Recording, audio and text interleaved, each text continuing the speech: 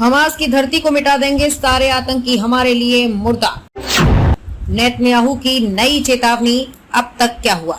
हमले के बाद से इजराइल बदला लेता हुआ लगातार रॉकेट दाग रहा है।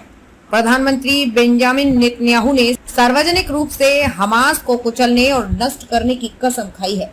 नेतन्याहू ने कहा कि हमास का प्रत्येक सदस्य उनके लिए एक मरा हुआ व्यक्ति है। इजरायली पीएम ने बीती रात टेलीविजन पर अपने संबोधन में कहा कि हमास के आतंकियों ने युवा महिलाओं के साथ बलात्कार किया, युवा लड़कों और लड़कियों को गोली मारी। नेतन्याहू ने कहा कि हमने लड़कों और लड़कियों को बंधे हुए देखा जिनके सिर में गोली मारी गई थी। पुरुषों और महिलाओं को जिंदा जलाया गया।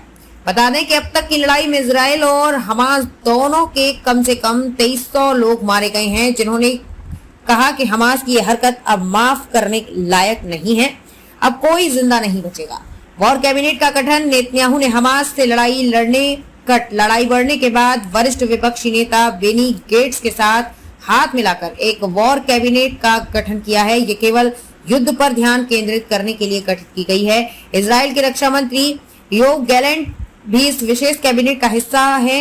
युद्ध छिड़ने के बाद पहली बार ईरान के राष्ट्रपति इब्राहिम राइसी और सऊदी क्राउन प्रिंस मोहम्मद बिन सलमान ने बयान दिया है। बता दें कि इजराइल ने ईरान पर हमास का समर्थन करने का आरोप लगाया है। वहीं सऊदी ने ईरान से इजराइल फलस्तीन युद्ध को खत्म करने की चर्चा की। मैं चुप नहीं बैठूंगा, जो बाइडन। अमेरिकी राष्ट्रपति जो बाइडन ने भी इजराइल पर हमास के हमलों को लेकर हमास पर हमला बोला है। अमेरिकी राष्ट्रपति ने यहूदी नेताओं से बात करने के बाद कहा कि युद्ध के बाद यहूदियों के लिए सबसे खराब दिन आए हैं और मैं चुप नहीं रहने वाला हूं। बाइडन ने कहा कि हम इजराइल में बंधक बने लोगों को निकालने पर काम कर रहे हैं।